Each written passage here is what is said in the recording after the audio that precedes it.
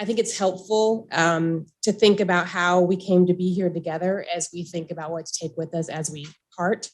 I think most of us can say that we're here because we find that the public safety systems that are currently available are not trustworthy, right? And that we need new systems of community safety and well-being, systems that are worthy of our trust, that are deserving of our trust, true alternatives to what in many ways are really broken systems. I've actually become fonder of the word alternative during the course of this term. I know during the first panel, I was one of those people who was saying we need to move away from this word alternative. But I like the idea of really making a distinction that this is an alternative to what we have currently. And yes, one day that needs to be normalized. But I think it's also this idea of a community responder is something that we really need to be thinking about. This is something different.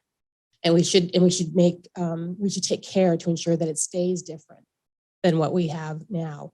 So what can we take from this convening to help us do this work?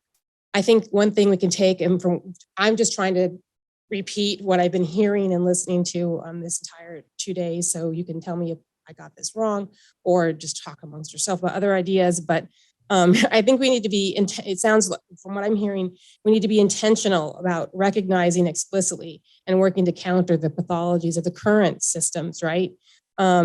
Working intentionally to ensure that we don't replicate those pathologies or the harms that they can cause. One of those pathologies is simply a broad over-reliance on enforcement and punishment as a response to social challenges. Another pathology is that these are systems built on white supremacy. And I will add our colonial settler past, right? Because that has a large impact on Indigenous people on both sides of the border. And I really appreciated that Madhu was here to talk about Border Patrol, a law enforcement agency we don't often talk about, which is a huge issue in this space. We need to be explicit about understanding that these impacts, right? One of the reasons that this foundation matters is because it means that stereotypes and implicit biases and explicit racism are built into many systems in this country, not just policing. So we can't think that by moving away from policing or creating alternatives to policing, that we will somehow magically get rid of these pathologies. We have to confront them. The other thing I've been hearing a lot about is the need to sufficiently value the perspectives and experience of the people and communities most negatively impacted by our current systems of public safety.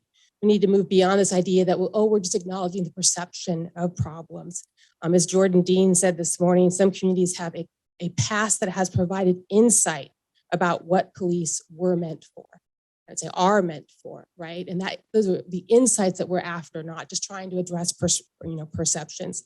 Eric Cumberbatch just now said the people who are impacted have the solutions. Are we bold enough? Are we radical enough to embrace that? Do we even believe that? Can we believe that, right? If you've been doing this work, you know that that's true, but we have to be able to understand that and to share that with a broader community.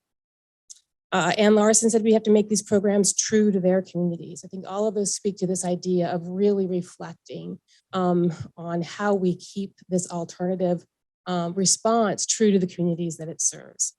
We have to figure out whether you work with or have a relationship with the current systems of policing or family coercion.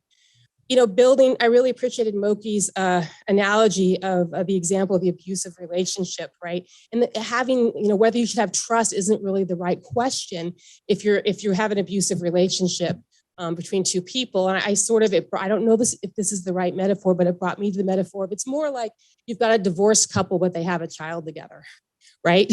I don't know who the child is in this metaphor, so I'm not even gonna try to figure that out. But the idea is that you might not want a relationship with this person. You might not really trust this person, but you might want them to be, you might need them in your life for the sake of your child, maybe not. And that's part of what you need to figure out, right? And so that's, I think, what we're talking about more than the question of how do we build trust in this particular space for this particular group. I think the idea is how do you decide whether and what kind of working relationship you need in order to achieve goals that you share. Right. So I think that's something to be thinking about as we move forward. More concretely, I really like when Madhu said we need new policies, right? Because that is how you structurally shift systems away from this over-reliance on policing to include a broader array of responses. And Darius Baxter this morning talked about how those policies need to be based on human dignity, compassion, care, looking to find and nurture the best in every person rather than trying to punish them out of bad behavior. I thought that was really useful. And I really like that he said, yeah, even love. We don't talk about love in this space very much. But it's a really powerful and important idea that we really need to build into our work that we do. We talked today about finding enough people and the right people to do this work and then supporting them as they do this work. And I think that's something that we could build on in future conversations. This is really hard, stressful work. And we finally gotten to the place in policing where we spend more time talking about the importance of officer wellness. We need to make sure we don't make the same mistake and wait for years before we start talking about wellness for the people who are doing this community response, right? It's hard, it's stressful, and it doesn't get done well if we're not supporting the people who are doing it. We talked about recognizing there's that familiarity with community is probably more important than a college degree. That seems certainly important, and we need to be really thinking about what that means in this space. And I think it's particularly during the presentation yesterday with the polling data, it was really brought home to me how much we need to do work lifting up all of your work so that the broader public knows that there is a template out there, that we have alternatives out there, that we have people who can respond, and not only can we be safe with that response, but can actually be a better response. And as Nancy Levine said today, and many people have reiterated, we need to evaluate our work. To hear is right.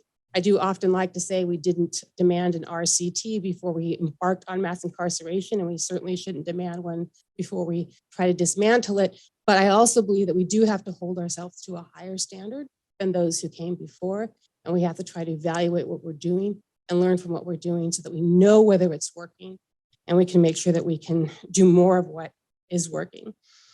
So after we leave this convening, we at KICS will be figuring out exactly what we can do to support the work that all of you are doing.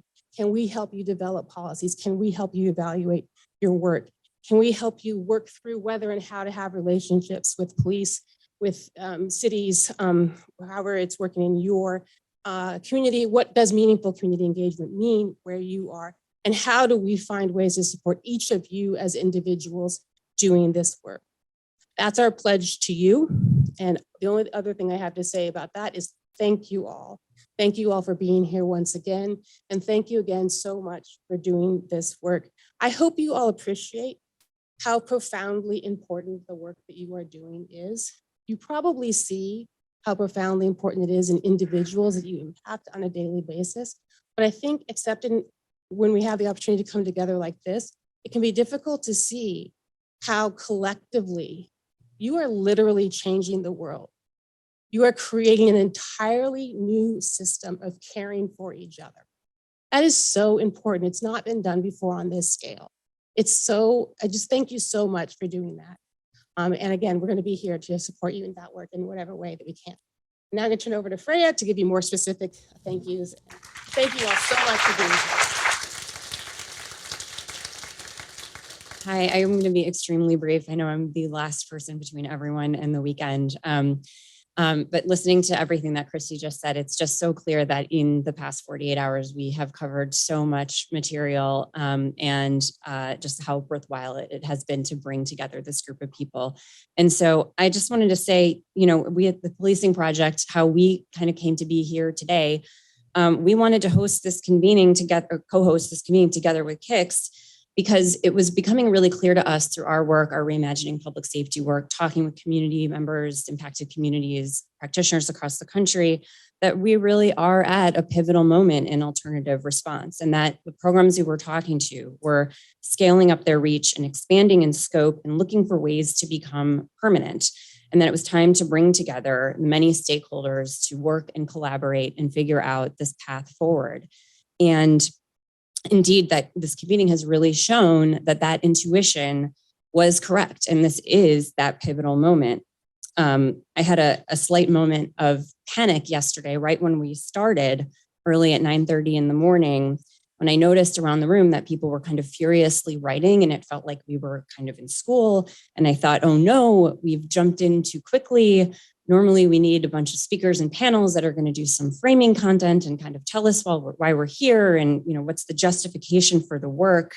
And then I realized that was totally wrong. And this wasn't a convening like that at all.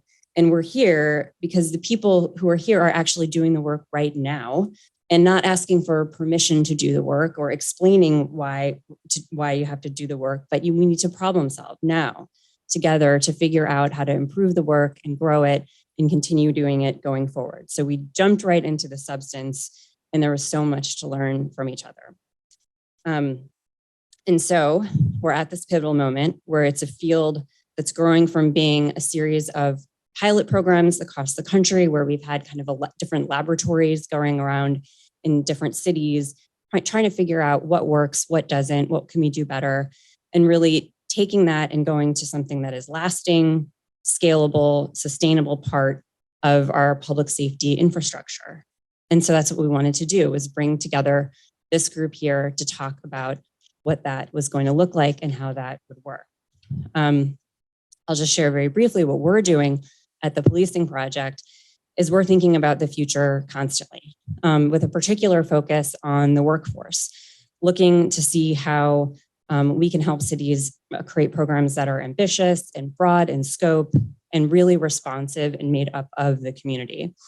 We're building out a holistic responder model that would really prioritize career ladders and hiring from the community. It's inspired by a lot of the programs that are here today. We've really been learning from you. And it's also going to continue to be informed by everything we've learned over the past couple of days in the cities that we're starting to work with. And I expect that as we continue to do that work, I know we'll be reaching out for feedback, input, and for other opportunities to collaborate. So stay tuned for that. And with that, I'll just say thank you. This has been an incredible several days. We will share, sorry, trying to go really fast to get you guys out of here, but we'll share the video. I know folks have been asking if things are taped. We'll share the video that Zealous has been putting together. It's going to take a minute just to do some light editing, but then we'll be sharing that and it'll also be made available more broadly. We'll also be work together to send follow-up communications to everyone. And with that, just thank you. Thank you to our sponsors, again, without whom we wouldn't be here today. Thank you to all of our panelists, our moderators, our facilitators, our note takers, all of the Policing Project and KIC staff. Thank you to Christy. Thank you to Barry.